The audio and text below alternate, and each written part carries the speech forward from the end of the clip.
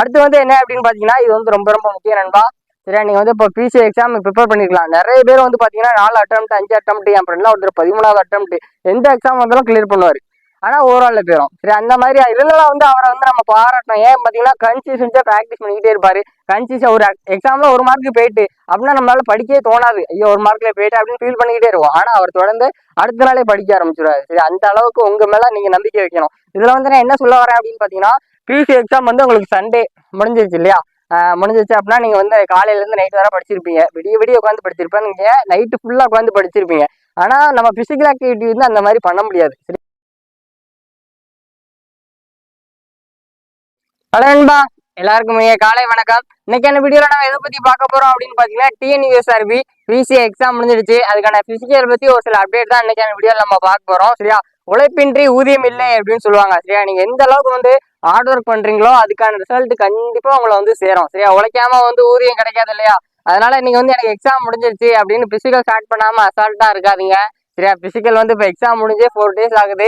இன்னைக்கு வரைக்கும் நிறைய பேர் பிசிக்கல் ஸ்டார்ட் பண்ணியிருப்பீங்க. அவங்களுக்கு என்னுடைய வாழ்த்துக்கள். இன்னும் நிறைய பேர் பிசிக்கல் ஸ்டார்ட் பண்ணாம ஒரு வாரம் போட்டோம் 2 வாரம் போட்டோம் ரெஸ்ட் எடுத்துட்டு நம்ம பொறுமையா ஸ்டார்ட் பண்ணிக்கலாம் அப்படின்னு நிறைய பேர் அசால்ட்டா இருப்பீங்க. சரி, அவங்களாம் வந்து லேட் பண்ணாதீங்க.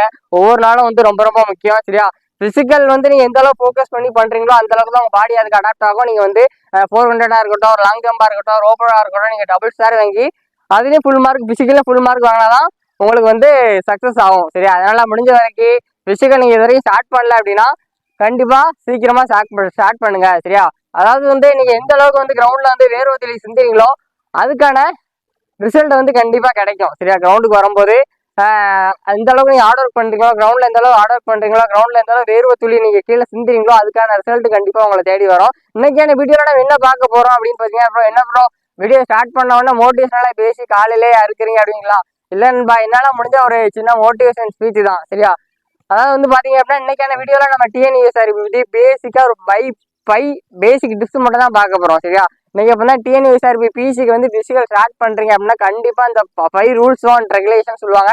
இந்த 5 டிப்ஸை நீங்க ஃபாலோ பண்ணா கண்டிப்பா உங்களுக்கு வந்து பெஸ்ட் ரிசல்ட் கிடைக்கும். சரியா, ஃபர்ஸ்ட் வந்து அந்த 5 டிப்ஸ் என்ன நம்ம அப்படியே பார்க்கலாம். சரியா, ஃபர்ஸ்ட் வந்து என்னன்னு பாத்தீங்கன்னா, நீங்க வந்து பிசிக்கல் ஆக்டிவிட்டி இப்போ ஸ்டார்ட் பண்றீங்க அப்படின்னா ஃபர்ஸ்ட் வந்து உங்களுக்கு வந்து டிசிப்ளின். சரியா, டிசிப்ளின் வந்து உங்களுக்கு ரொம்ப ரொம்ப முக்கியம். சரியா, நீங்க வந்து இப்போ காலையில கிரவுண்டுக்கு வர்றீங்க.